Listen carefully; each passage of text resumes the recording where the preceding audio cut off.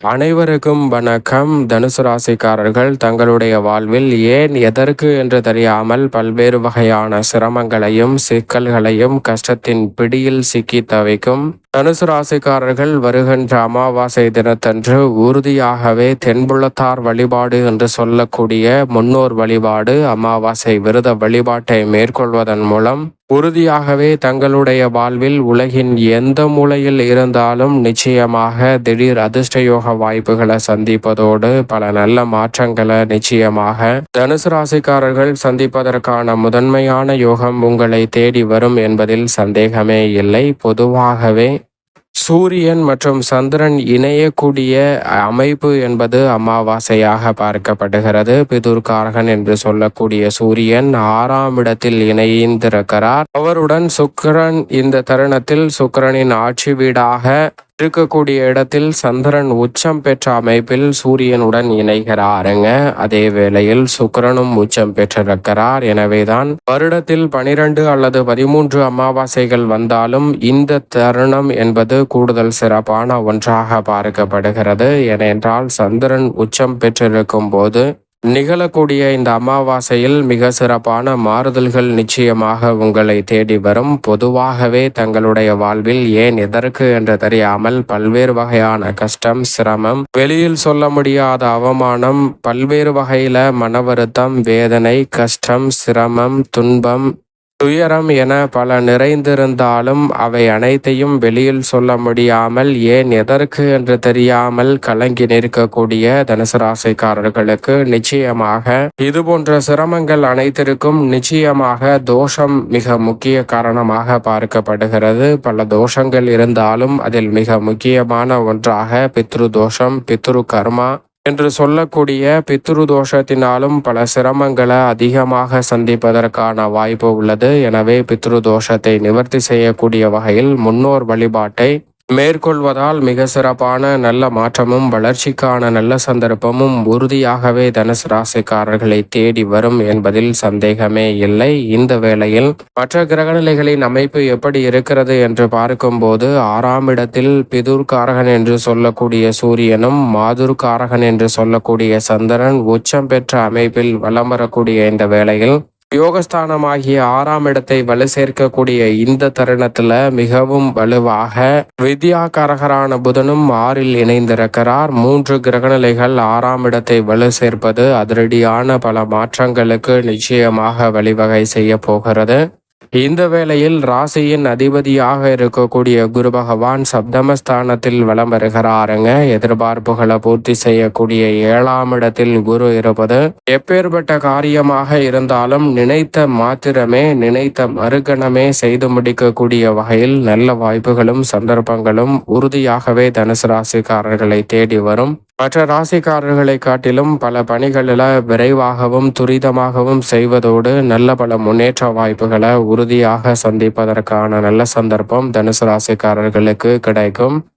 இந்த வேளையில் சனி ஆட்சி பலம் பெற்று தைரியஸ்தானத்தில் வலம் வரும்போது அவருடன் இணைந்து ராகுவும் வலம் வருகிறார். சனி ராகு 3ஆம் இடத்தை வலு சேர்ப்பது முன்னேற்றத்திற்கு முட்டுக்கட்டையிடக்கூடிய அனைத்து விதமான காரிய தடைகளையும் தகர்த்தெறிந்து தங்களுடைய வாழ்வில் நிறைவான முன்னேற்றத்தையும் வளர்ச்சியையும் இந்த வேளையில் சந்திப்பதற்கான முதன்மையான யோகத்தை உருவாக்கி கொடுக்கிறது. சரியாக பயன்படுத்தி கொள்ளுங்கள். அதோடு மட்டுமல்லாது மோட்சக்காரகன் என்று அழைக்கக்கூடிய கேதுவும் 9ஆம் இடமான பாக்கியஸ்தானத்தை வலு சேர்க்கிறார். எனவே பல வகையில நன்மையும் முன்னேற்ற வாய்ப்புகளும் இந்த வேளையில் நிறைவாகவே உங்களை தேடி வருகிறது.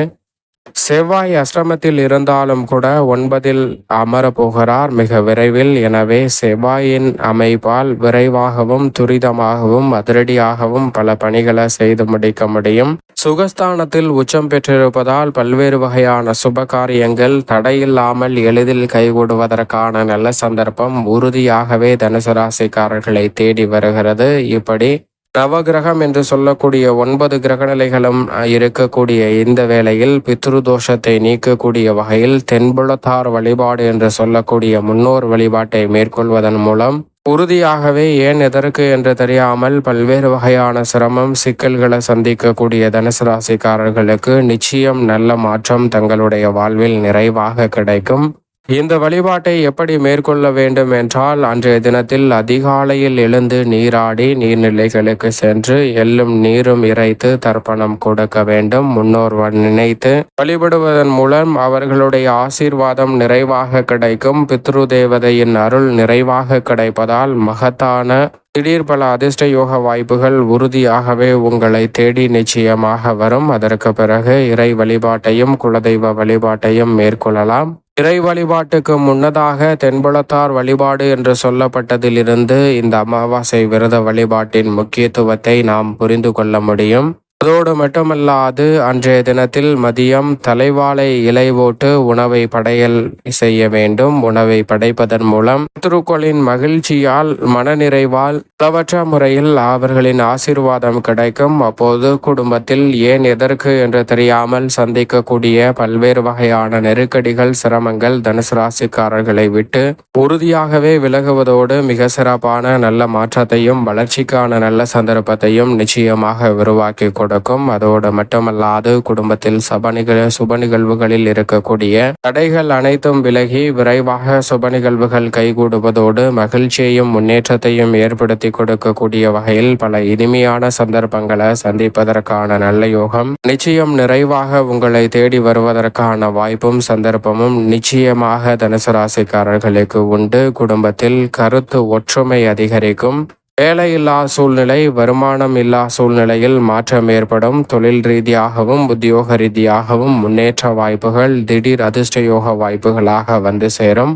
தம்பதிகளுக்கிடையே இருக்கக்கூடிய கருத்து வேறுபாடுகள் நீங்கி ஒற்றுமை பிறக்குங்க. புதிய வீடு நிலம் வீட்டுமனை வாகனம் வாங்கக்கூடிய முயற்சியில் காரிய வெற்றி நிறைவாக கிடைக்கும். தேவதையின் அருள் நிறைவாக கிடைப்பதால் பித்ரு தேவதையின் அருள் நிறைவாக கிடைப்பதால் பல சிரமங்கள் தங்களுடைய வாழ்வில் நிச்சயமாக விலகும். இந்த நாளை தவற விட்டுவிட வேண்டாம். அன்றைய தினத்தில் காகத்திற்கு உணவளிப்பதும் மிக சிறந்த பலனை கொடுக்கும். அன்றைய தினத்தில் அன்னதானம் செய்வதாலும் மகத்தான புண்ணியம் தங்களுடைய வாழ்வில் நிறைவாகவே வந்து சேரும். தனுசு ராசிக்காரர்களுக்கு அன்றைய தினத்தில் முன்னோர் வழிபாட்டை மேற்கொள்ள முடியவில்லை, நான் அன்னதானம் கொடுக்கிறேன் என்றால் நிச்சயமாக மகத்தான புண்ணியம் தங்களுக்கு உண்டு. ஆனால் பித்ரு கர்மா முற்றிலுமாக நீங்குகிறதா என்றால் அது கேள்விக்குறிதான். எனவே பித்ரு கர்மாவை நீங்கக்கூடிய வகையில் அன்னதானம் கொடுப்பது இரட்டிப்பு நன்மையை நிச்சயமாக தங்களுடைய வாழ்வில் ஏற்படுத்தி கொடுக்கும். யார் இந்த வழிபாட்டை மேற்கொள்ளலாம் என்றால் தாய் தந்தை இல்லாத நபர்கள் மேற்கொள்ளலாம். சகோதரர் இருக்கும் பட்சத்தில் பெண்கள் இந்த வழிபாட்டை மேற்கொள்ளக்கூடாது. கணவர் இருக்கும் போதும் பெண்கள் இந்த வழிபாட்டை மேற்கொள்வதை தவிர்க்க வேண்டும். மற்றபடி விரதம் இருந்து அன்றைய தினத்தில் தங்களால் இயன்ற தான தர்மங்களை செய்வதால் நல்ல மாற்றமும் வளர்ச்சியும் நிச்சயமாக தனுசு ராசிக்காரர்களை தேடி உலகின் எந்த மூலையில் இருந்தாலும் நிச்சயமாக வரும். பல்வேறு வகையான சிரமங்கள் விலகி முன்னேற்றம் நிறைவாக கிடைக்கும் என்பதில் சந்தேகமே இல்லை.